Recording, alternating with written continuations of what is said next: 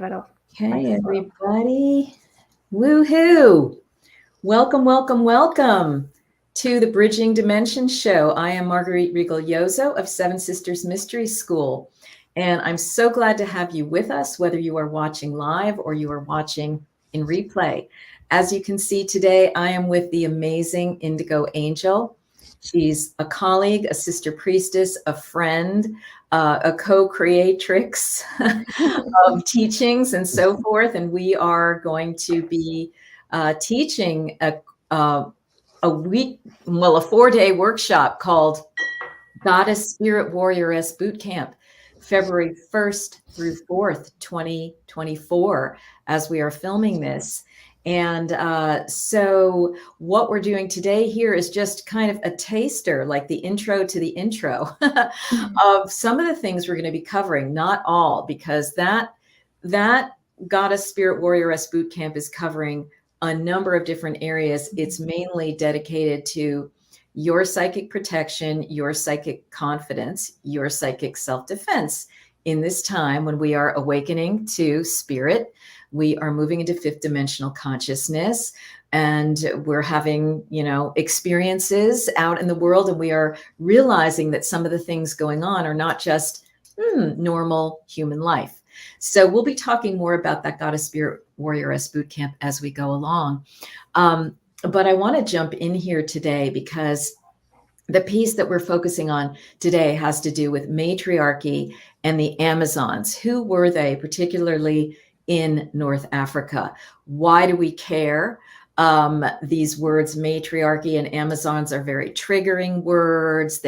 We've been led to think that they're fictional, or that they have to do with male bashing or trying to do away with men. And nothing could be further from the truth, especially when it comes to what matriarchy is. And that's what we're going to talk about, because this piece is a big underpinning of what Indigo and I are doing for the Goddess Spirit Warrioress Bootcamp. We are helping people, not just women, but men as well, to foster up your confident inner warrior spirit. And that is to some degree exemplified by our Amazon sisters and what they were all about at core. So first of all, as a lot of you know, IndigoAngel has been a long time now at this point, oracle, channeler, teacher, researcher of deeply, deeply esoteric material. Of late, she's been doing a lot of teaching around gridwork, how we, as human citizens, can be clearing the grid lattices of our planet, in and around our planet, that have been, again, unfortunately been hijacked by some of these forces that we're all dealing with. And so she has trainings to help us clear that. She has trainings to help us clear our bodies of unwanted griddings, implants, and so forth. And that's also a piece she's going to be sharing in the Goddess Spirit Warrioress Bootcamp. So she and I have taught before. We've taught the Healing the Womb 3 a couple of years ago. And so we're back together. I was so honored when Indigo invited me to co-teach this bootcamp with her. So Indigo, let's just have you say hi for a few minutes before we kind of launch into some of what we want to share with everybody. Yeah, well, thank you so much for that lovely introduction. And as we cultivate it through our goddess ship, I think I've used that before in one of the titles to one of our other videos. But yeah, that's kind of what we're building here, right? Is this goddess ship that I think is representing all the ways in which the divine feminine is rising into her empowerment. And I love that me and you get to kind of sit in a position where we're able to share our knowledge, share our wisdom, and share the codes that I think are going to help a lot of divine feminine with understanding where the rise of even equality has come from, and what kind of codes are transforming within us, within the mitochondrial mother cells, right? As these transformations take place, that this is the way of Earth to provide nature and nurture. And so much is going on, so much transformation is taking place. And I'm just excited that we get to hold the codes and be a pillar of light for others to get to understand this stuff at a deeper level. Yeah, absolutely. And you and I are both about intuition and intellect working together. You know, we're both really intrepid researchers. Indigo was just in Algeria a couple of months ago. She's going to be talking about that, what she discovered about Amazons and matriarchy there. And she's been doing a lot of other boots on the ground work in various places to help us not only gather information, but clear what we don't need as the human family in these places, all the clogging that has happened. So we're going to be really talking as we go along with this conversation of why this is all relevant to us as spirit people, spirit workers, as inscending or ascending souls, what we need to empower ourselves along this way, especially as things ratchet up. Okay, statement. The last 4 years were in operation. And a lot of us have been aware of that. And a lot of us are like holding our breath, like, what's next? Well, that's why we need to be talking about all of this stuff, because we just want to prepare and educate ourselves for any potential what's next, so that we are not caught unawares the way we were. And so that we really have the tools to say no to a lot of this BS that gets promulgated as, truth, and it's all based in fear. All right. So this is all about building confidence as women and as a human family. What is it that we need? We need to get back into that healthy warrior spirit. So let's just start with matriarchy. Okay. What is it? Many people in my Seven Sisters community and beyond don't know this about me, because when I started Seven Sisters Mystery School in 2012, I had already had like a whole academic career. And one of the things that I was involved in was the matriarchal studies movement. If you can believe this. Yes, this is a whole academic collaboration that has gone on by a few key people, one of them being Heide Güttner Abendroth in Germany, to whom I really give a bow, because she's the one who has collected a lot of this information, a lot of these researchers, a lot of these people from matriarchies. Yes, there are living matriarchies as well as remnants of it. And she has helped us tease out and understand what matriarchy is. This is so critical to our next step, because matriarchy is not the reverse of patriarchy. The way we have patriarchy, which at least everybody now understands that word. 10 and 20 years ago, when I was into this, it was like this, egg-headed academic word. What the heck is patriarchy? Now we all kind of have a sense that it's ruled by the father, but not in a good way, the way it's come down to us. It's a real out of balance with the yang energy overpowering, dismissing, or even erasing the yin energy. And that's why, we have to restore all of this. So it's not patriarchy in a skirt. Okay. It's not a social structure in which women now dominate and abuse men. No. Okay. Modern matriarchies are societies of balance. They're societies of peace. Economic balance. They are egalitarian. They're not skewed with their power structure of power over. There's egalitarianism between genders and generations. And their politics are consensus based. So there's no rule by might and rule by force and one single leader. Everybody has to end up agreeing. So in the economics, they're more interested in quality than quantity. They're cellular, they're regional, they're not like pyramidal. They've got growth and communication and empowerment occurring through an expanding network. And they're sustainable in the true sense of the word because they live in peace and harmony with nature. And so they provide really good alternatives to the globalization that is threatening to destroy our world. These societies, and I'm going to name some of them very shortly, these societies, they lack hierarchy and violence against women and children. And they display a quality of mutual care and love. They're highly spiritually oriented, and they conceive the world as divine and even feminine in nature. Okay, so who are some of these contemporary matriarchies? Because there are ones from the past, but the ones that still exist today are like the Mosu of China, Mosuo. Look it up. The Minangkabau of Sumatra, the Minangkabau. The Tuareg and Berber of North Africa, which is where Indy and I are going to touch into today. The Akan of Ghana, also in North Africa. The Yuchitan people of Mexico, and others, okay?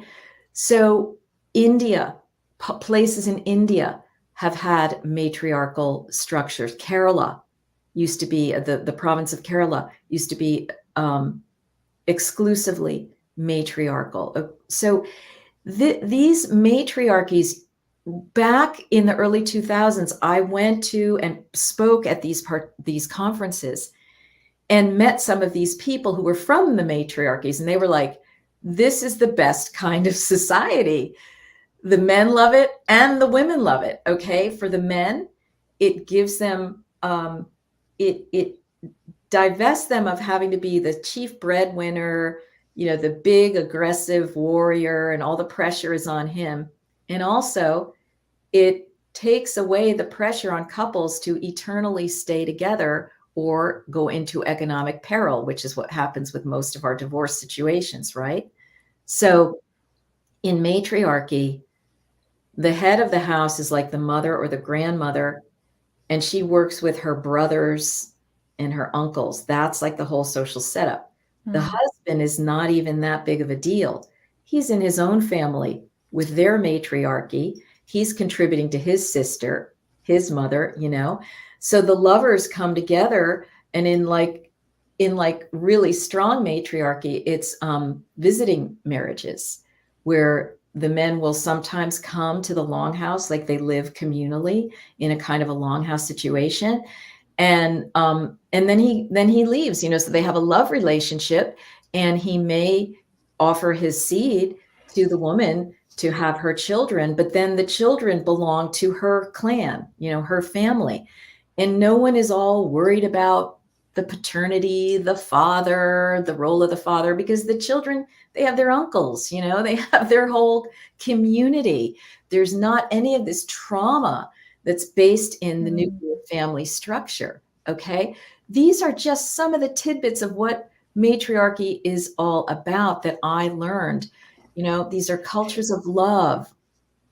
So, yeah, the name of the German researcher, and we are welcoming your comments and your questions in the chat.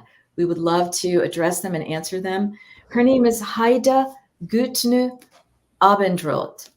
And here's one of the major books that came out of these conferences, Societies of Peace. And let's see if you can see her spelling. It's like Heidi with an E and Gutne Abendroth. And she also has two other major books called Matriarchal Societies. So if you look that up on Amazon, you can see her two major books translated into English, where it's the mother lode of what these societies are, who they are, where they are, and describing them. And a lot of that is in here as well. And it's totally and completely fascinating. This is our answer to a world in crisis in terms of how we want to structure our lives and what would make us happy.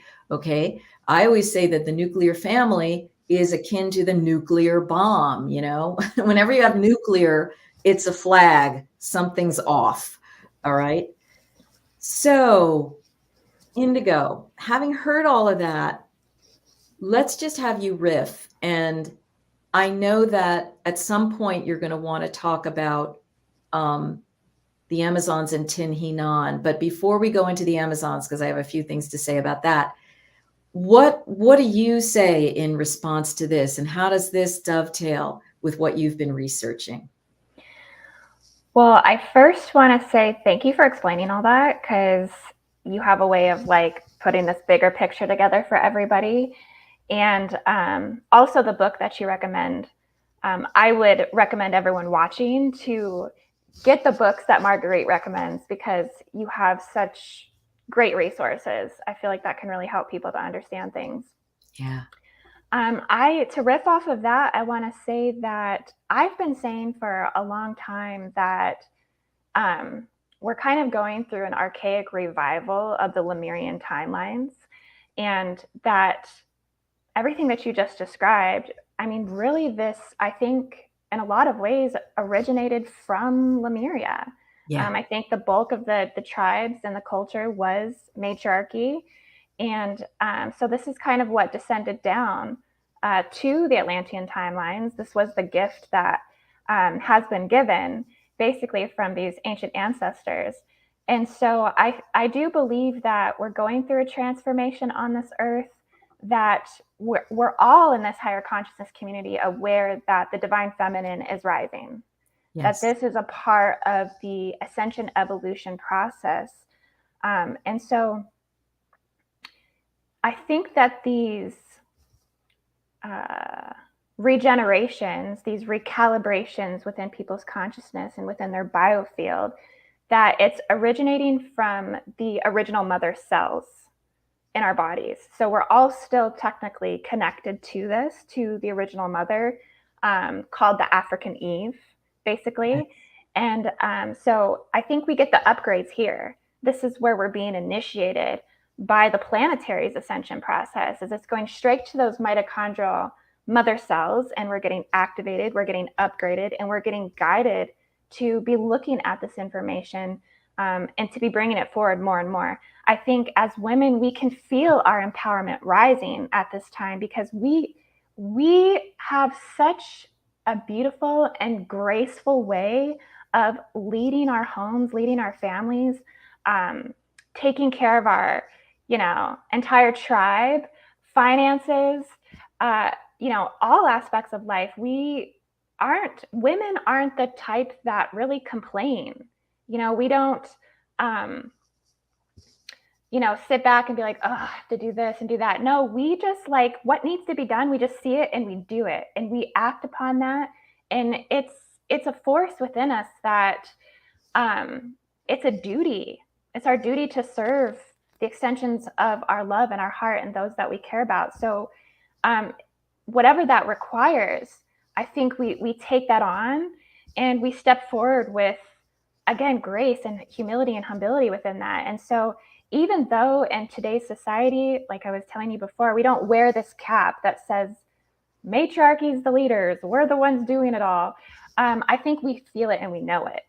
Yeah. And it's a knowing that is carrying us at this time. And so now we're getting activated to speak about it more and more, and to bring these divine feminine empowerment codes more online within other women, as we're going to do in the Warrioress Spirit Bootcamp. That's right. Yeah. And you know what? Okay, so as usual, you are so able to make these connections. Yes, I want to underline what you said. Matriarchy is the memory of Lemuria. It is the gift that has continued to exist from Lemuria. And that is how we used to live. Yeah. And that is how, as you're saying, the mitochondria of our DNA, those mother chromosomes or cells, I don't even fully understand, but there's part of the DNA that is direct from your mother, right? It's a whole biological thing. And it's also an energetic, spiritual thing. Yeah. It resonates when we hear about matriarchy and these types of societies. This is what we remember going all the way back to, as you're saying, mitochondrial Eve. Yeah. And you know, our original seven mothers, okay, of the world, who could be the Pleiades as well, okay, because a lot of their DNA of these virgin master mothers is in us. And and they talk about the 7 daughters of Eve. Brian Sykes is a geneticist. The 7 daughters of Eve, that's a good one if you want your mitochondrial DNA plucked and you want to start getting into the intellectual side of understanding who we are and how Lemuria is still encoded within us, right? These are the ancestresses of humanity. And, where they came from, again, is another whole story. Yeah. But that's what we are connecting with here. So, and just to riff off that a little bit, just to explain more, the mother codes in Lemuria, I think when we think about who the wisdom keepers were of Lemuria, I think those 13 crystal skulls and the mysteries around that, and what are those and what's encoded in those, I think it's all of the codes, all of the matriarchy codes, all of the spiritual knowledge, and that the grandmothers of Lemuria were the sacred wisdom keepers of that. It's even said to unlock that, you have to find a direct descendant to the original grandmother clans to unlock that crystal knowledge and bring it forward. So this, yes, it's very much a living crystal code that's inside us. yes. Yeah. Amazing. We are welcoming comments. We are welcoming questions as we proceed along. Please write in chat. We want to know how is this resonating for you, right? Is it stimulating anything? And you were also talking about it's women's role now, to re-nurture our world and our planet. And I think that's why our evolutionary spiritual corridors are filled with women, right? Wherever you go into a group, 95% women, and because we are the ones who need to be leading back this Lemurian evolution, if you will. And so that's also why we're doing the Goddess Spirit Warrioress Bootcamp starting on Thursday on the 1st, because like you're saying, Indy, women are leading this charge. Okay. And it's not a charge of swords and violence, but it's that inner fortitude, that inner strength, that inner boundary setting, that, right. Because we have to be able to set strong boundaries toward the BS that we're experiencing all around us. And even inside of us, it's kind of gotten inside of us. And we need to know how to do that. We need upgraded tools and techniques. And so the Goddess Spirit Warrior Camp is for anybody who's spiritual, who wants to get to the next level. All right. It's going to be all of this history that we're talking about, the Amazons in way more fascinating detail, and the psychic tooling training. And also I'm going to be talking about how the sacred family, the Christos Sophia, the Sophia Christos family, were warriors in this regard. They came in one incarnation 2,000 years ago, precisely because of these energies. They knew all about it, and they were giving us keys and codes, and practices to be able to manage it and throw off these shackles on planet Earth. And that's going to be one of the modules as well.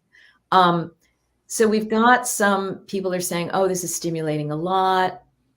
From the Zoo is saying, can you speak more about the role of the grandmother clans in unlocking the crystal knowledge? Any stories around this? And then Avalon Mikhail Serafai is saying, Mu consciousness is coming back strong with the incoming dragon year queendom return. Yes, the dragons are, I've been talking about this, are a huge part of this, especially the Sophia Christ and the Sophia Mary dragons. They are the ones who are kind of getting reinstalled here along with all of this. So yeah. Can you speak more, Indy, about the role of the grandmother clans in unlocking the crystal knowledge? And then we'll launch into a little bit more about Amazons, okay? It has something to do with Isla Mujeres. I know there's a goddess down there who carries a fish. There's a statue of her. I can't remember her name specifically because this is touching on some stuff that I haven't refreshed my memory with too well. But it said that that may be one of the locations where that information is kind of locked in the grid structures. Wow. Yeah. And where exactly is Isla Mujeres or Isla de las Mujeres? I believe it's down in the Yucatan. Oh, okay. Yeah. So, wow. So like direct Mayan descendants.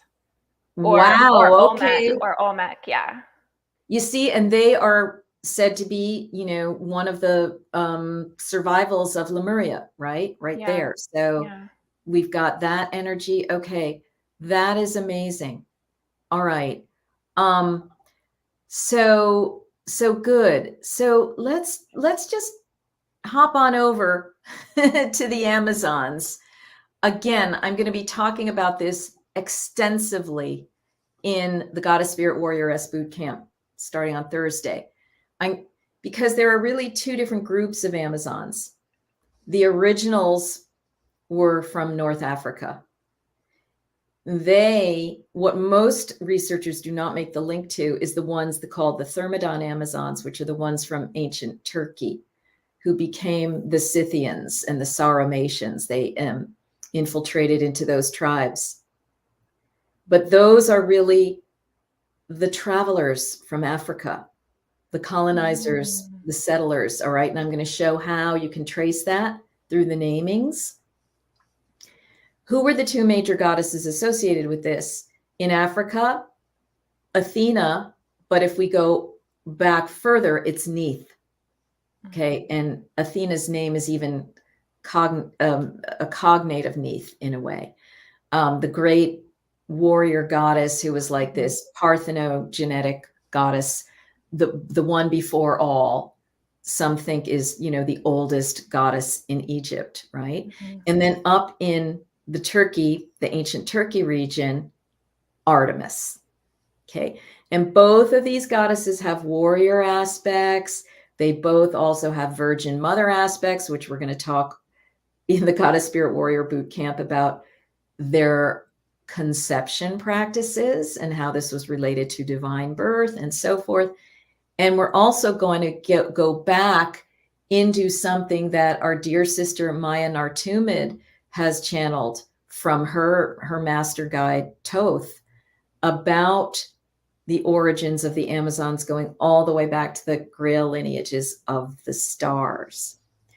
But Amazons are an energy, a culture that arose from these ancient matriarchal cultures and priestesshoods when things got really rough under the influence of the negative forces to the planet that were invading and then calling themselves patriarchy. And they were just feeling the failure of the males to adequately protect the codes, the lineages, the information. And so they took up swords. Right or wrong, they took up swords. The thing is, it's hard to be in 3D and not end up taking that sword. You can do it, but they chose to take up the sword, and that ultimately, led to their vanquishment. And I'm going to talk about that in Africa. I'm going to talk about that in the Turkey region and Greece. But this is a little bit of background. These are not just like man-hating women. No, they have a whole big history that's underneath this that goes back to Atlantis and then probably back to Lemuria. And so here, I think, Indy, what do you think would be a good place to bring in your Algeria experiences and research, maybe even talking about Tin Hinan? Yeah, absolutely. It's been such a journey. And as I told you before, that I wasn't expecting this journey to arise within me the way it has. I think I've always been someone that's been following the goddess, no matter which goddess it is. I'd love to research all goddesses and their stories and their impact on the world.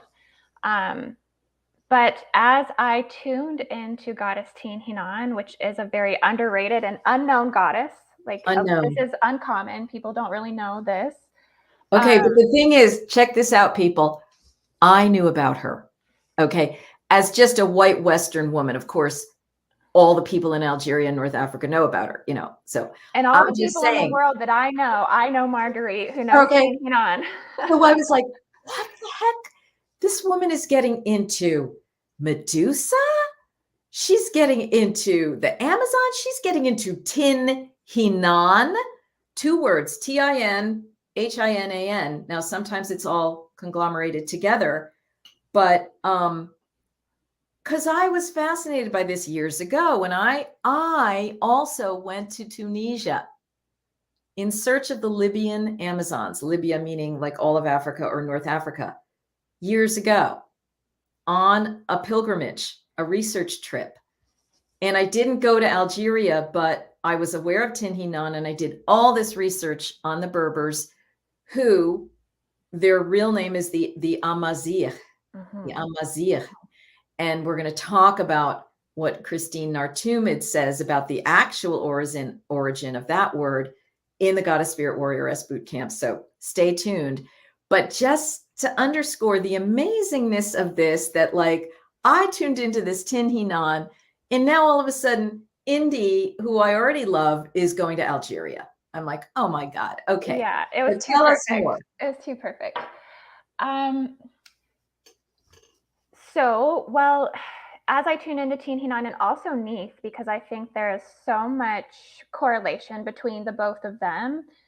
They're both called the mother of us all. They both kind of originated with similar stories, similar areas and regions in North Africa. I just think that Hinan's story has been under some sort of spiritual protection. Actually, I think there's something that's within the future timelines of where this will be honestly released more about who she is and what she did. And one of the reasons why it hasn't been released to the Western world, I think, is because of the French's colonization of Algeria as well. Yeah. The French are really some of the only ones that have written about her legacy and legend. But in Algeria, North Africa, if you talk to, the nomads and the tribal people that live there, I think it's something that they want to keep sacred. It's something that they really revere as they're very proud of this origin story. But so this ancient goddess is said to have been an Atlantean priestess who escaped the fall of Atlantis and reestablished civilization for the Berber and Tuareg and Amazigh tribes. And she, it was a really developed thing, as we went to her tomb and her gravesite, and, the people there were speaking about her, they were saying yes, she actually established classes. She actually established societal structures and a way of functioning and a way of governing for these people. And so I didn't realize when I was going there and coming into this, I'm thinking, oh, I'm following this goddess. I actually thought I was following a love story, to be honest with you. I find out, whoa, this is completely about matriarchy. Okay, this is 100% about how a woman established all of this for these people. And so, yeah, they very much revere her. And even to this day, in these smaller tribal communities, the woman is the leader. The woman is the jewel of the home. And what she says goes. I mean, that's how the men feel.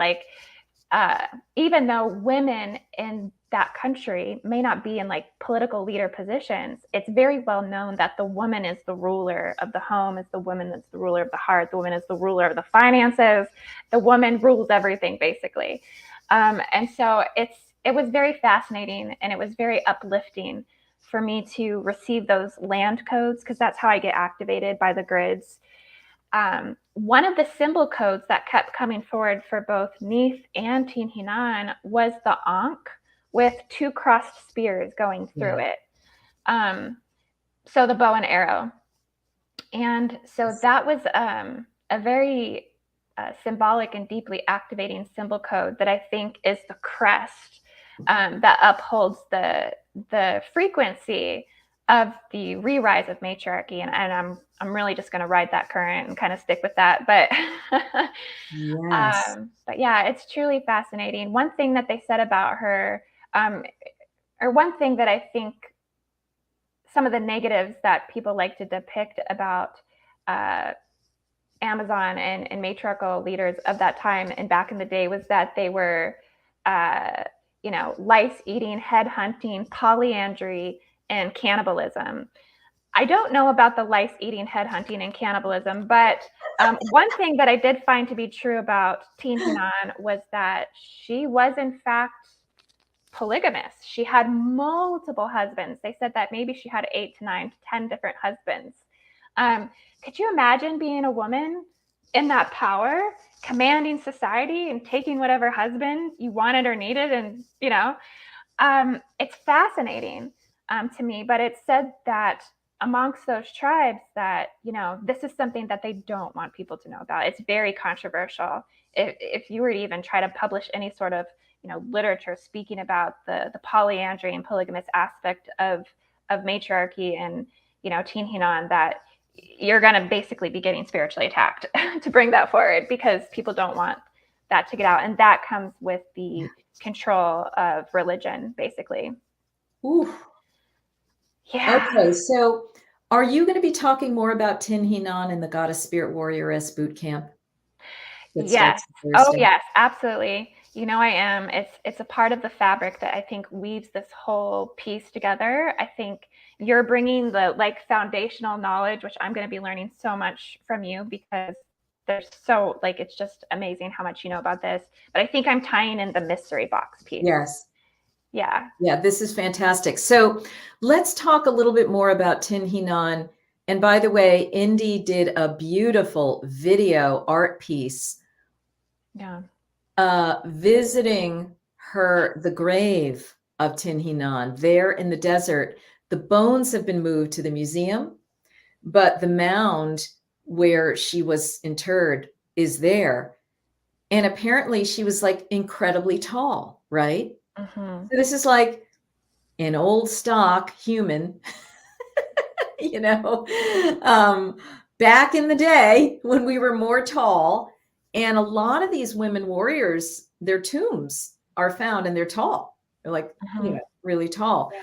So her bones, were found, and her grave with all of her accoutrements and everything. And you were there, you dressed in these beautiful tribal outfits, and you did this incredible poem to Hinan from the heart that is the basis of that beautifully filmed and edited piece, which is called what? Is it just Hinan, or people can find it on your YouTube channel, IndigoAngel? Yeah, they can. It was a video I just recently posted, but the strength of matriarchy and the re-rise of matriarchy. And yeah, I did a couple poetic pieces in that, and it just elevates your heart when you watch it. It expands your heart.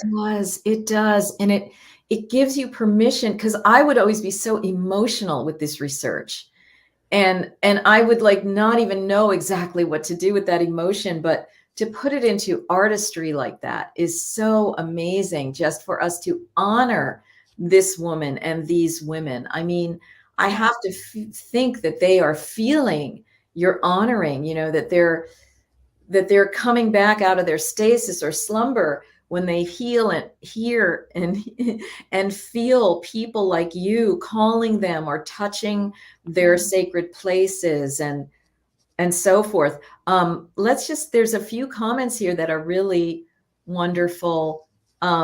Christina's asking, were there hierarchical classes or were they collective? Well, the way matriarchies work is they work in harmony together. So there can be specific male roles and there can be specific female roles. But let's say, like in some Native American cultures, even if the men seem to be at the head of the politics or the warriorhood, it's the grandmothers who choose them and fire them if they're not doing a good job. So you see how it's different. It looks different than it puzzle pieces together in a really beautiful way. So I don't know if that expresses it. We're having Fonduco is saying, yes, just in time. Avalon is saying, same in Mexico, which is not the case in the rest of South America. She was referring to something we were talking about. A goddess with power and sexual freedom still disturbs nowadays. Yeah. Right. Okay. So there's another thing. Lynn is saying so many factors that make you too vital. You are graceful, gracious models of feminine power. Excellent research, pathways and tools to create the new earth, and your call and invitation to people. Lynn, thank you so much. That's really amazing. You know, Indigo and I, as we discussed, it's a lifestyle. It's not that easy. It might look glamorous or whatever, but wow, you know, we're doing some hard work, some heavy lifting, because it's just our calling, you know, it's our joy, but there's a mission here. So what else did you experience about, because Tin Hinan is this ancestress of the Berber people, what have come to be called Berber, but really are called Amazigh, or they have other cultural names like the Tuareg or the Kabyle people. Malika Grosshoff has done a beautiful couple of books that are in English about the women of Kabylia and their symbolism. They are the weavers. They have these symbols that they put in tattoos that are all encoding what Indy is talking about. They're triangles, they're shields, they're, you know, all these kinds of things that evoke those ancient memories, those power things, pre-Islamic, okay, of course, right? Somehow these things have survived, you know, the Abrahamic traditions. So what else did you find out about in Algeria, either about the people or about Tin Hinan? What else would you like to say about this? Well, I do believe, and this is just going off my intuition, that the Berbers and the Amazigh, I think, are the true, you know, ancient Atlantean bloodlines. Yeah. You know, and I think that they are still here today. When people say, you know, Atlantis doesn't exist anymore, no, it's here. Right. It's now. It's That's just like the Mayans don't exist anymore, you know. It's like, okay, yeah, exactly. And I would add to that, here's a whole thing, and I mentioned this a bit earlier, the Akan people of Ghana. I have a strong feeling that's another place where they are holding the mother load. Because when you look back into their Niame, their goddess Niame, and the women are the leaders, they have the stool, you know, this is a sign of their power. If you start digging in, I have a couple of really intense books about the Akan of Ghana. Holy cow, you know. wow. So all these North African and I think going into Africa cultures, right? This is where the Queen of Sheba came from, you know, and then we go to the possible quote unquote origin place of humanity is nestled in Africa, right? So there's so much there, you know, of course, ancient Egypt or Kemet and these other ancient cultures, you know, that have many different names. We have Suede is saying the most Amazigh people have HR negative blood, like my family. This blood type is connected to Mary Magdalene. Ooh, wow. Okay. You know, like these markers can be all in our blood, in our DNA, right? But yes, keep going, Indy, because I feel like I just had paused you. Yeah. Well, I was going to maybe swing in a little different direction. I mean, he brought up Mary Magdalene. And this kind of just wanted me to touch on the stolen Cathar coding. Because, I mean, even as you were speaking about, like, there was a fall to the Amazons. Then there's like this myth and legend. There's a lot of negativity of, I think, trying to oppress or suppress the rise of, you know, the Amazons' power and, you know, the underlying stuff that gets said, like they were man-eaters and, you know, they did all this crazy stuff. there was like a takeover that started to happen. And I think this really came through at the time of Atlantis, where we had, draconic energy and reptilian energy. I think that has gone in to tamper information in the arcing codes, which is the parental lines, like the mother and father arcing lines.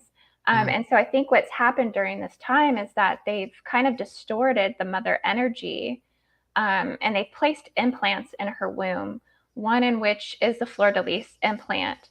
And it's basically, they place it in the womb of the mother, into the seed of the mother. And it's like they're taking her creative power, they're taking her ovum out, and they replicate that coding, which in today you see is done in all kinds of sorts of ways, with, womb hacking and fracking and all the ways that they tamper with creation and incarnation.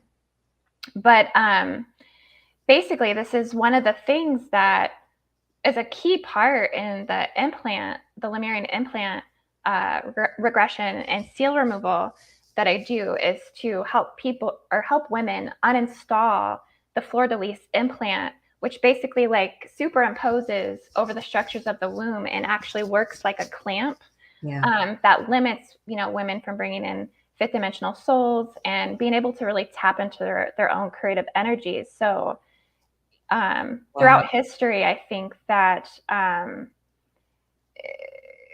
there's been so much that's been done. And again, this is something that I think in the boot camp that we're doing, we're going to really kind of untangle the oppression tactics and suppression tactics that have come over women in terms of our reproductive and our sexuality, our womanhood, our motherhood, to also again, bring back that divine feminine empowerment, so women can kind of be freed of their female crucifixion and their female enslavement. That is important. And so this is the Goddess Spirit Warrioress Bootcamp, February 1st through 4th, 2024, coming up. There's a link at the top of the chat and in the show notes for registering.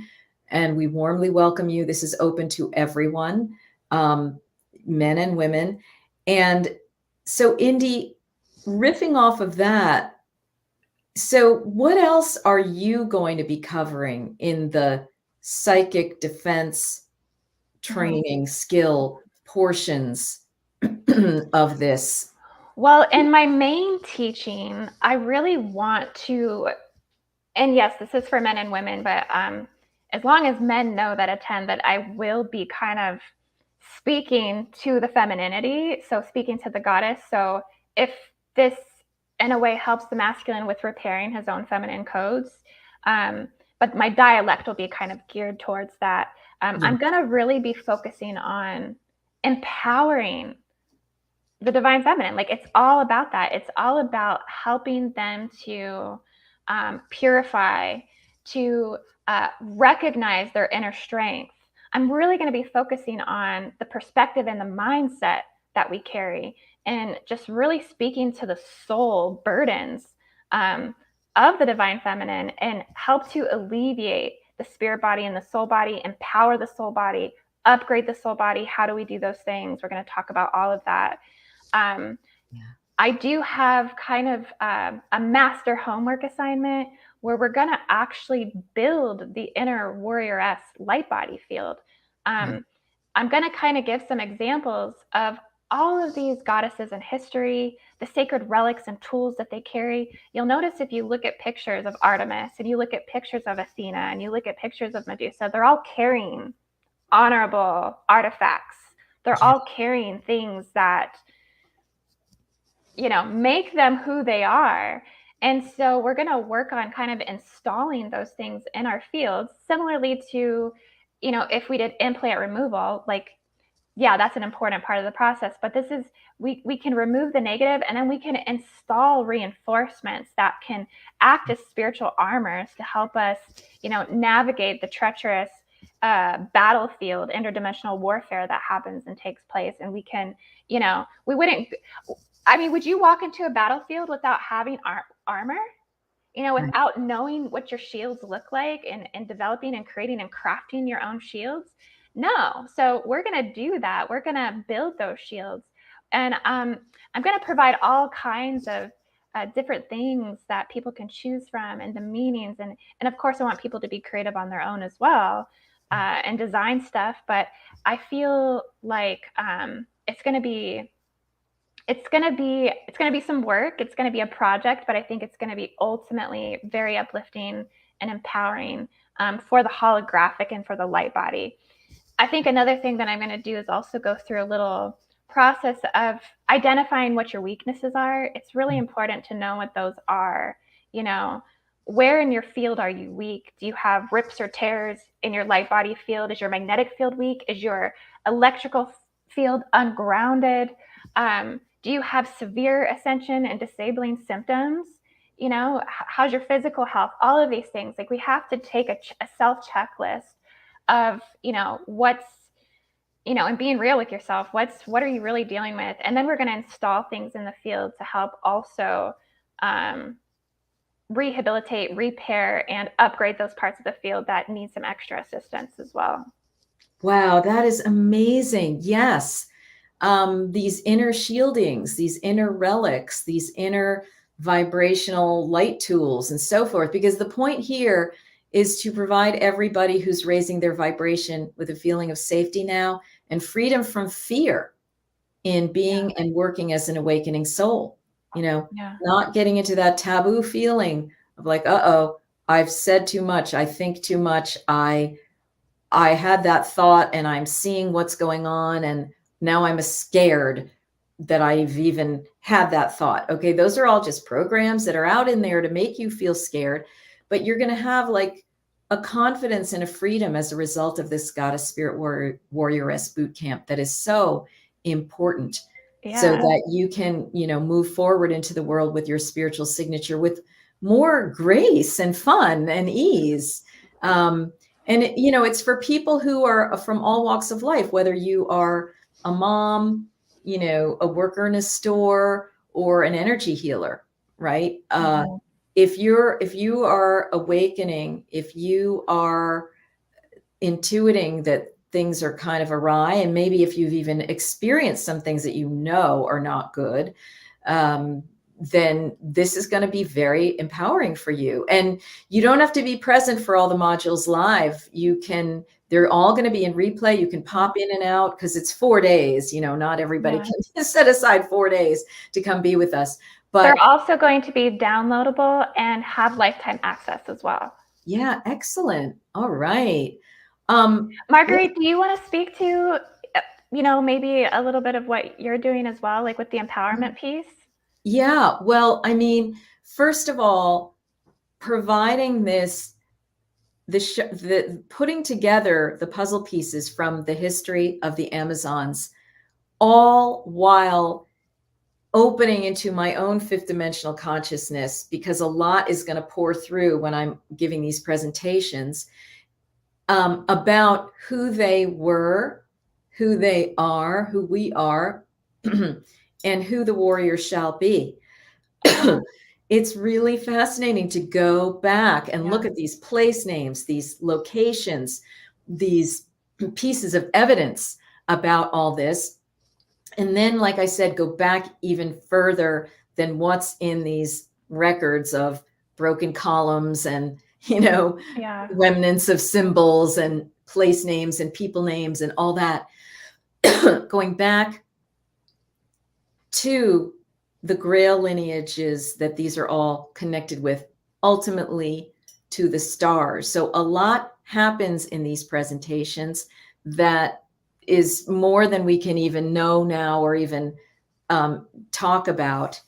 And then I'm also going to be going into the Christ Sophia tools and understandings, because it's really all related. When you go back far enough within the Amazons to the Grail lineages, you meet up with the Christos Sophia and, you know, everything else that Indy is talking about too. And so I will be bringing in some tools, visualizations, not the least of which is prayer and love. Right. Okay. But, you know, love alone is not enough sometimes. You have to have chutzpah. Okay. So, Christine Garv has a question. Great. I was just going to look. Yeah. I don't see this on the Seven Sisters site. Where is this located again? Okay. So if you go to, let's see here, I think I might have it. The link is up in the comments above, and it's in the show notes. It's actually being hosted by IndigoAngel. So here's the link that I'm putting in chat right now. And you can find it also at learn.indigoangel222.com, and the Goddess Warrioress Spirit Bootcamp. It's on that page. It's the first page, so you'll see it right away. Yeah, and we will put it on our homepage too. Let's see. Fonduco, make matriarchy great again. That's right. Hilarious. Okay, we need that bumper sticker. Yeah. Nervous system, Jen is saying nervous system works a crucial step too to rebalance. Yes, because all of this psychic, quote unquote, shenanigans directly go into our nervous system. Did you want to say anything about that? Because your show with Sethicus really went into like how, not to make anyone afraid, but just how it's, because basically we've all been living the trauma. Yes. Look at your lifetime, look at your childhood. You've been living it. So don't worry about getting psychic attacked. You already have been, or you wouldn't have had all of this nightmare going on in your life. Okay. It is not the human condition. It is the function of all of these interweaving attack energies that have been going on into the human family in all aspects of our body, mind, spirit, and then interculturally, cross-culturally, transgenerational. Indy, let's have you speak about that. Yeah. Well, I think it's the reality in which we have to accept. And I say that because I have a lot of people that come to me and their focus is, you know, I'm miserable. I'm getting attacked all the time. Some people have, you know, really extensive stories for how long they've been being attacked, how difficult every year is, how they can't get ahead. You know, just a lot of people really living within the dissension timelines, within the lower density warfare, the lower astral as a regular. And so I think the reality is that to understand all of these dimensions and warfare tactics and entities and imposter spirits and negative alien tech and torture devices, this is all simultaneous. It's all now. It's all the time. And like you just said, it's about really kind of embracing the reality for what it is. Embrace it for what it's showing you. If it's showing you that you're being attacked all the time, okay, it's time to step out of victim mode. It's time to embrace what the reality is. It's time to rise up into those challenges. Okay, they're here to make us stronger. That's right. Yeah. Okay, let me just say, all of this is conspiring to initiate you into fifth dimensional consciousness. So these negative forces, as much as it is their agenda just to get energy and food by our misery, they know they're taking a risk by doing that, by pushing us against the wall, by making us go through the sieve, that we will awaken. Every negative thing they do, they know they're taking a risk because we're in duality, that we will awaken because of it. So these negative forces, you know, and I talk about this. There's a free course that I give as part of this Goddess Spirit Warrioress Bootcamp. You get it as a bonus. It's called Protection for Spirit Workers and Awakening Souls. And I talk a bit about it there, but I'm going to say it even more now and in the bootcamp. These negative forces are our primary means of initiating now. It is not about sitting around singing Kumbaya, being in love and light, genuflecting at the pew in the church and going, I'm all loving, you know, Mother Mary, I'm just going to be loving. Well, Mother Mary was an exorcist, and that's what I'm going to be talking about. Mary Magdalene, the first medicine ceremony that I did with mushrooms ever, what did I see and know? I was like, holy crap, Mary Magdalene knew about these negative realms. And my teacher who I was with said, yes, she did. Oh, wow. And I was like, holy gosh. I mean, it was like this full on knowing, right? Yeah. Jesus, 40 days in the desert is like child's play compared to the whole entire thing that he had to go through, including the crucifixion. I have been going into the Nag Hammadi texts and the Gnostic so-called gospels, and some of that's going to come into here, but I'm also going to be giving some free stuff later. They knew all about this. This is why this sacred family, headed by Mother Mary and her grandmother Anne, brought the whole retinue onto the planet. Yeah. This is why the very things that Indigo and I are talking about, pointing out that you all have been experiencing in the nightmares of your lives. Now, it hasn't all been bad, of course, but you know, we want to restore Eden. We want to restore Lemuria. We want to restore the new earth. Going through these initiations and facing these things with courage, which is easier to do when we have sister and brotherhood together, Yes, and forces like this, is why and what we need to do to get to the next level of why the whole Sophia Christ family came here, which is to really throw off these shackles, to see what is exactly going on, and to initiate through it, through these strengthenings and these boundaries that we're setting, because we're all just at the behest of all this. Because when you don't know that there's a problem, when you don't know how to name it, you can't claim the answer. And that's why it's all been shielded from us. It's all been veiled from us. You need to be able to know it and speak it. And that's why, Indy, you're so great, because you come in and you speak these concepts and it's like, oh, right, truth. Like I always knew that, you know, but yet why didn't I have the word? Well, because you're the one bringing in the word, you know, and others are bringing in other things. Many other people in the course, you're all spirit workers. You all have pieces of the puzzle. Okay. Well, this is a part of our identity. We are warriors. We are that. And it's okay to embrace it, you know, as we wanted to put the emphasis on nonviolence, of course.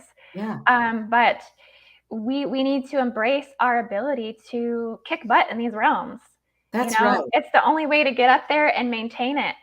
And you know what? One thing we're going to do, Indy, in the last, my module on the Amazon of ancient Turkey, we're going to do a grieving and healing ritual around this whole thing, because how much sadness do we all have? Yeah. I mean, to me, that my whole research was based in grief. Like, what the heck? Yeah. You know, what went on? These Amazons, they were vanquished. They marched on Greece. I mean, I could just cry right now thinking about this march on Greece and them getting slaughtered. Yeah. It reminds me of one, I guess, famous, and you probably know about her, but Queen Penthesilea. Yeah. Penthesilea, she fought in the Trojan War against Achilles, and I guess Achilles took her out. But they said that after that happened, like all the soldiers like came around her and like mourned, and they were secretly wishing that their wives were this honorable, like that, you know, there was all this respect for her. That's right. And we're going to look at these names, including Medusa. This is a perfect way and time to bring in Medusa. Okay. She, again, was not a fictional character. She was an African warrior, priestess, queen, parthenogenetic birther, going way back in service to and with Neith Athena, the leader of the Gorgon tribe. And again, a horrific story that, Indigo, you keyed into, and I keyed into 15 years ago or so, whatever it was. I had all these people in Italy do a Medusa reheading ceremony. 14 cities did this thing. And because of what you did, I then went to Rome and did a Medusa head reattachment assignment art piece depicting this and depicting her healing process and the journey of salvation and redemption. And so all of that connected and inspired through me connecting with you. So everyone who joins this sacred divine feminine empowerment container is going to be weaved into our journey and our story of this as well, which is putting out some pretty amazing stuff, honestly. And yeah, it is. And who knows what you're going to come up with, everybody, you know, and that's the point. We need a lot of these worker bees, and yes, the bees, you know, and worker queens going out there. Yes. Queen bees. Yep. Well, yeah, it's important we empower the spiritual leaders. And right now, when we talk about, you know, all of the, it's the women that show up in these groups. It's the women. I mean, there's a few men here and there, but it's women who are really rising into these spiritual leadership roles. And so we want to be the dragon spine. That's basically that supports them and weaves this network together. Because going back to the Pleiadians, and when I talk about the Lemurian revival and even the implant, divine feminine implant system, removal system that I designed, was all really brought to me through the wisdom of the Pleiadians. They let me know that they were the weavers. They let me know that they actually held a cosmic sistren fabric network that exists in the universe, that all women are meant to, they can tune into this cosmic network. And that what it does when they tune into that, it downloads them with all of the strength of all of the women all over the world. Every burden that the woman has carried is alleviated when we tap into this healing fabric, because it's shared amongst all women of the world. And it's a way of knowing that we're not alone. We're not alone in any of this. And we have cosmic reinforcement. We have cosmic support. That's right. And by the way, the Pleiades are the seven mothers of the world. They are the virgin mothers who seeded large portions of humanity. Basically, almost every human has Pleiadian DNA because of these seven virgin mothers. That whole story I've been talking about for years, and they taught me as well, Indy. So like, we're all receiving these same messages in different packaged foils, you know. The Pleiadians brought in the 24th chromosome of the DNA during the time of the Lemurian seeding. And I'm wondering if that 24th chromosome is the mitochondria mother cell. I wonder. I wonder. I'm just going to throw that out there for people to ponder. So, you know, I'm putting it out here, and I mentioned this to you. I think it would be really cool at some point for me to be in ceremony with Lady Cannabis talking to you, so that, you know, now that would be amazing. That would be something we'd have to invite everyone to come along on that journey. The lid is going to blow off. Okay. I mean, because I want to look at that very thing, like, okay, in cannabis, what would it say? I mean, I'll try to, you know, I try to get into it now. Like a lot of what you're saying, it's just, and hopefully everybody watching, you know, you're getting your initiations too, just by hearing this. You see, like whenever someone speaks a code, you awaken, and then you go do your own whole thing over here, and then you awaken all these other people, and that's how it's working. And you're going to who knows what country, so that 10 years down the road, someone else is going to come in there and get the next installment of it. And we can all move this thing along. And me and Marguerite both have been initiated with codes to initiate other priestesses. We carry the codes, we carry the wisdom and the knowledge and the ability to activate that within the goddess. So I think that's also going to be a focus. And that's one of the things we also did in the womb healing course that we taught with Z. And so that was such a powerful course. I still have Divine Feminine coming to me a whole year later saying that was one of the most powerful things I've ever attended. Exactly. Because when we all kind of gather together with certain people who've gone through a lot of our own hell, like Indy and I have, and, you know, we can bring our hell in service to you, and you can bring your hell in service to other people, you know. It just becomes kind of exponential, and because we need to move it quickly now. That's why this Goddess Spirit Warrioress Bootcamp is going to be exponential. without you having to do a whole heck of a lot of work. You know what I mean? Like, yes, you will, but it's already kind of a little bit ready-made for you. There's other things that you're then going to have to do, or that you probably already have done to even get there. Yeah. And that's what me and you were even saying a minute ago, was this is something that I think me and you could teach with our hands folded and be blindfolded, because we are channeling from our heart and our soul. Like, this is straight divine transmission. Yeah. And that used to happen a lot, which is why, like, academia is just totally radio silent on my work, because they're like, well, we can't really refute it, but we don't know really what to do with it. You're like a Graham Hancock at this point. Yeah, you know, right? Oh my God. Fonduco is asking, how will we apply these goddess archetypes into our own practices? So we'll get to that in a minute. And then Funny Man is asking about Lady Cannabis. Does it help balance out and cleanse, or is it more for downloading info? For me, because of how I have learned from the beginning to work with it in exclusively a ceremonial way, which is something I've been teaching others through my Sacred Feminine Plant Medicine Academy, it is downloading info for me. Mm-hmm. Should I want to ask, I could have, say, Lady Cannabis, would you work in harmony with me to bring in whatever information is needed for me to balance or for me to cleanse? Okay, you can have different intentions in your ceremony. That's a whole other conversation that some people who are watching now, I can see, we're in the Sacred Feminine Plant Medicine Academy and they're developing mastery. But let's talk about, because the Sacred Feminine plants are an ally if used properly, with respect, with integrity, with knowledge, and yes, with safety.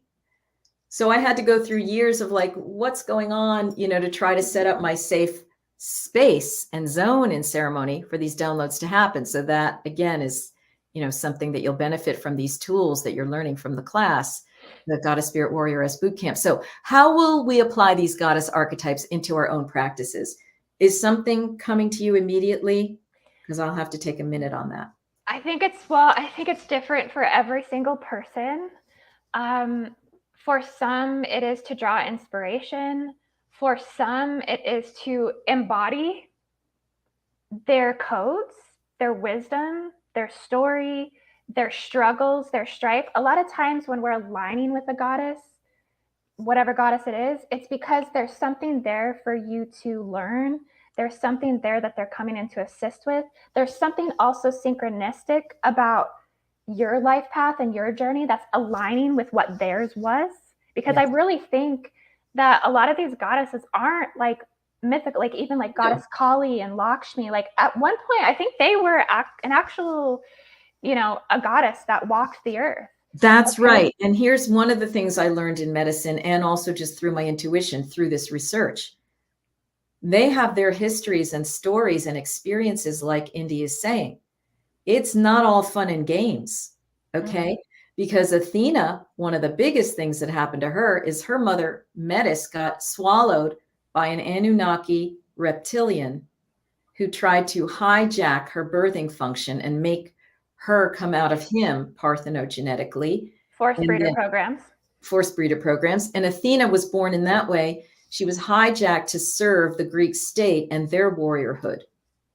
So in one of my Divine Birth Mystery Teachings courses, I had us all do a ritual for everybody to take the mesh off of Athena, of this Anunnaki, Zeusian body.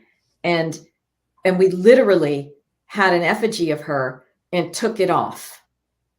So like, there's not only things that you can get from these goddesses, but there's, or what we call masters, neters, beings, you know, ascended masters, whoever they are, there's things you can do with them to support their healing, like that. Because it's a two-way street, right?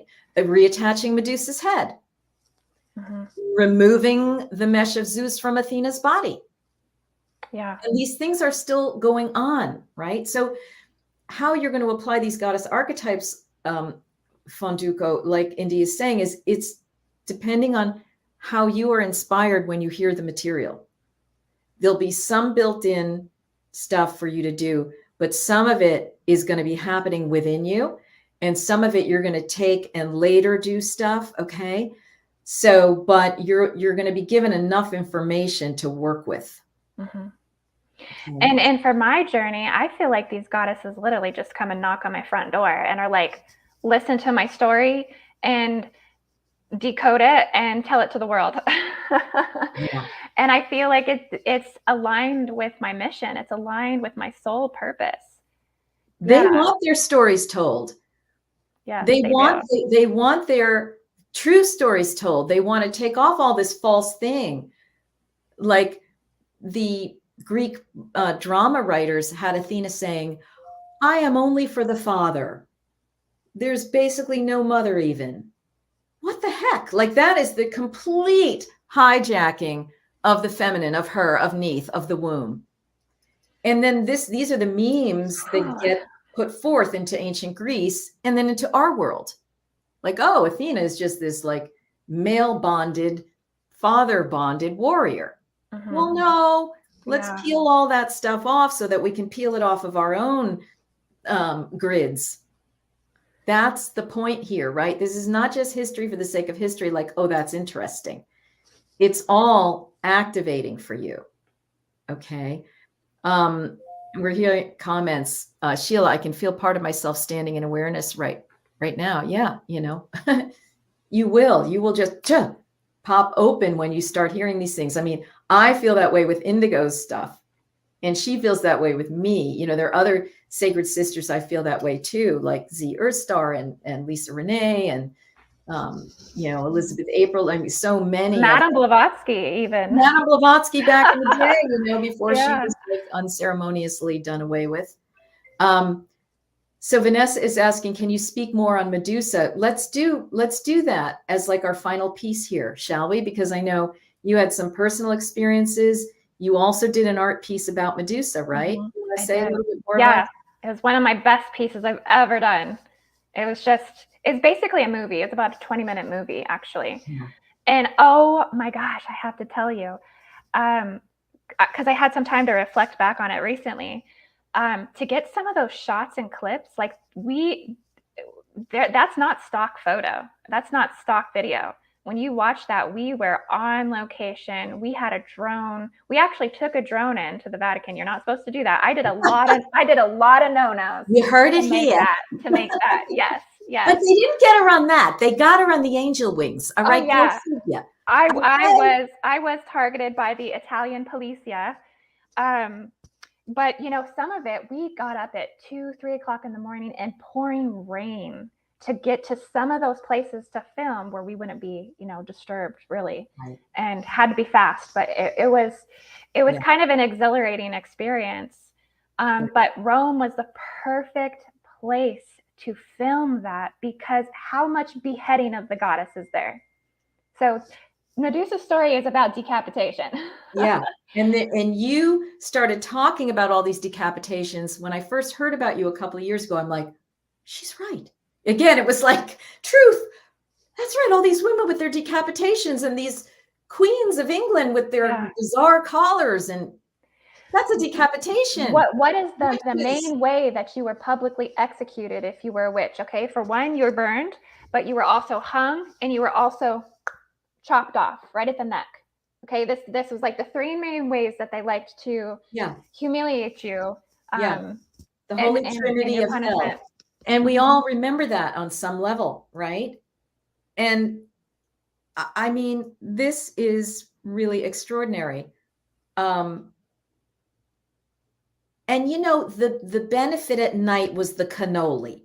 All right. The cream puffs and all that. Oh my gosh, the cream puffs. You know, in exchange for all that work, at least she got to eat her pasta and whatnot over there. Because what else is Rome good for? Okay. They got some really good cream puffs. You got some good cream puffs. That was the highlight of the trip. Yeah. And so you were working with Medusa in personal ways, as was I when I went into Italy. And then again, in the Goddess Spirit Warrioress Bootcamp, I am going to talk about all the details that I know about Medusa, how she was related to the Amazons, what happened to her, that beheading, and what we are healing from today with all that, as well as her mastery of the sacred womb, sacred parthenogenesis that unfortunately got hijacked through that rape by Poseidon. Okay. Not to trigger anyone into anything, but and these come through the fleur-de-lis implant and codes as well, because the fleur-de-lis holds the rape codes, actually. One of the ways that they did it when I was in Italy, I was in the Gardens of Tivoli in one of the cardinals' mansions, which was a fertility sacred site where they kept virgins. But there was a lot of rape that happened there. And what is plastered all along those buildings? Fleur-de-lis, symbols and implants all over the place. It's insane. I could not believe that it was manifesting in my physical reality to actually see it in the physical. Yeah, a confirmation of everything you know. Yes, the young oracle girls at Delphi were raped. That's why they changed the age requirement from 12-ish to past 50. Okay, it took a lot of effort for some of those men who didn't like what was going on to change that age requirement. Okay, they don't change it just because one girl got raped. So this has been going on back to the Watchers, to humanity, with that inbreeding program that we hear in the Bible. Okay, crazy stuff that she and I have been talking about for some time, and that's why we're doing this Goddess Spirit Warrioress Bootcamp. Reason 72 of why we're doing it. A couple of other comments and questions here. Christine is saying, makes me think of the tribe of African women who would have metal rings stacked to raise their heads, and if removed, they would die from swinging heads. And here's the thing. Yes, like clitoridectomy. I'm personally not going to accept that as a cultural benefit that we just need to be like, not say anything about. We need to speak out about these heinous situations. Yeah, it's just like they took the necklace. They took the necklace, which is an adornment of the chest, the throat chakra, the heart, and then they started stacking it up and like choking the woman. Like, this is how they reverse out these beautiful things. Like, it was probably a necklace that represented wealth, which, by the way, talk about the Tuareg, and I'm going to show some symbols. They carry all of these silver adornments, pendants, and so forth. I'm wearing, earrings. They are imbued with these ancient codes and these ancient symbols, and they stack these necklaces one after the other. They have earrings and rings, and that's the wealth. They are walking bank accounts. I do also think I want to go back to Medusa too, if I can tie this in, because I just feel like I'm going to forget this part there, because you're talking about the neck. There's something within the goddess, the blood of her neck that heals. And I think this was also something, when you see Kali, she's chopping, I think she's chopping her head off, or whose head is she chopping off? Put it in the comments if you know. But with Medusa, they say that I think they wanted the blood of her neck because it had powers. And this is another reason why they actually keep her head. It's said that underneath the Vatican, which they stole the name Vatican from the goddess Vatica. Vatica is supposed to be a sleeping feminine dragon. Well, it said they keep Medusa's head to basically keep her at bay. It's multi-layered forms of oppressing the goddess's energy, but the head itself is said to be actually kept under, like, the actual head. I didn't see the actual head. I saw a statue of her head that was taken off when I was there in the museum. But it said, like, in the grottos and in the vaults of the Vatican, that they actually have her head, and they keep it as a power symbol, just like they keep the Mother Mary wrapped up in her red ropes and binding. They want to bind the power of the goddess and steal the empowerment, steal the energy. And again, these are part of the shackles that we're undoing as we go through this boot camp. That's right. Because as we remove it from ourselves, we heal other women and we heal the collective, to be able That's to move past these griefs and these losses. absolutely. And just like, okay, we have to spend the time right now to do all this clearing, but future generations and us, should we choose to reincarnate in future generations, we want a better place. We are returning to the new earth, Lemuria. France has the skull supposedly of Mary Magdalene. So there's something of that, like this magic. Yeah, that they parade it during whatever the feast day of her in July.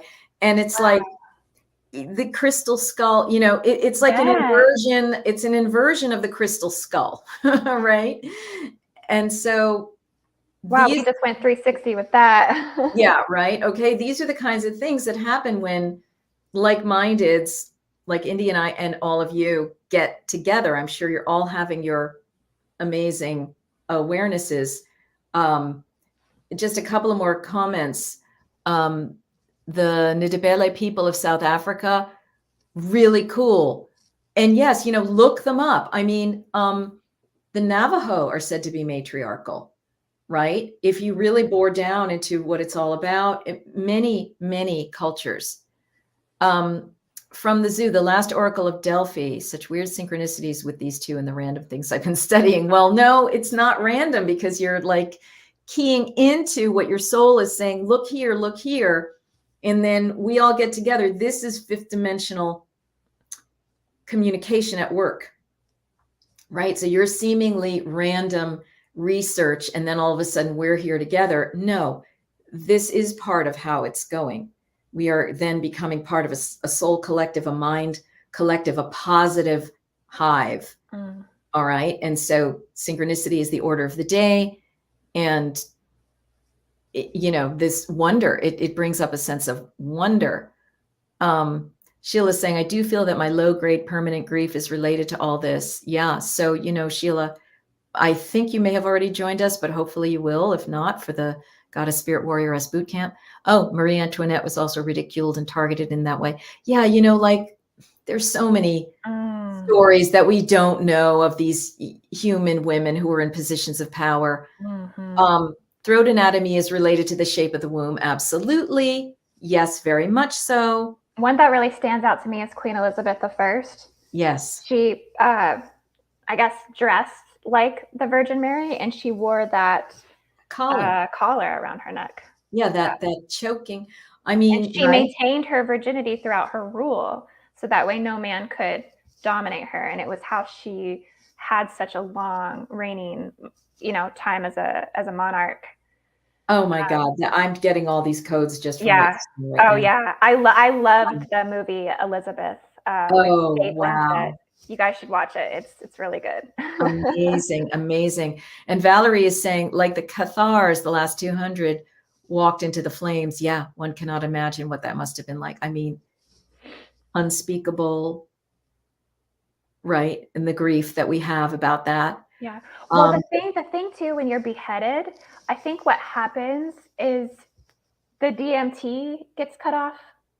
So something, I don't know, it's some form of satanic ritual for like the afterlife processes that they're trying to prevent. And I think it's a harvesting of the soul. That's right. That's right. You know, which again is why our human rituals to release these women into the light is important. We did that at Delphi, where we released Daphne, who had to shapeshift to get away from Apollo. She didn't want to be raped. And she turned herself into a tree, but it's like she got stuck there. So we did this ritual to release her from the tree at Delphi. So you can do these operations, these rituals, and so forth. Vanessa's saying it can never fully be stolen. No, it can't, which is why they just like to keep us in ignorance, because that's how they keep stealing everything. Yes, the Navajo, the Diné. Yes, agreed. They are matriarchal. Yes. Sioux is Lakota. Yes. Okay, great. So yeah, Christine, you got a lot of research going on there, which is fantastic. Wonderful. Let's just take a breath here, because we're kind of coming to our close for this, but we feel we've opened some more doors to many, many things, including, we hope, to you, to the Goddess Spirit Warrioress Bootcamp, February 1st through 4th, 2024. You don't have to come live for any or all of it. It will all be in replay, but we would love it if you would come live. Again, in the chat, I'm once again putting the link for registration, and it's in the show notes in case that chat doesn't end up showing up. Yes, we hope you will join us. This is giving you a taste of some of the excitement that's going to be generated that we don't even know exactly what's going to happen. I mean, we've set out our notes and our tools and our intentions and everything, but it's going to be multidimensional, how we're going to offer this and how you're going to experience it, you know, and this is for us all to get to the next level here and throw off some of this suffering energy so that we can really, really move much more into this authentic new earth energy without just doing a spiritual bypass, right? Yes. Indigo, any last thoughts on that? I'm so excited. I cannot wait. I know how much magic comes from these shared sacred containers, and I'm just really looking forward to being able to fulfill my purpose and my mission, which is full-on dedication to supporting the divine feminine, supporting the goddess. I'm a Hydra starseed, so I incarnated to rectify the demonization and the oppression of the divine feminine. It's born into my consciousness, and from birth, like this was what I was supposed to do.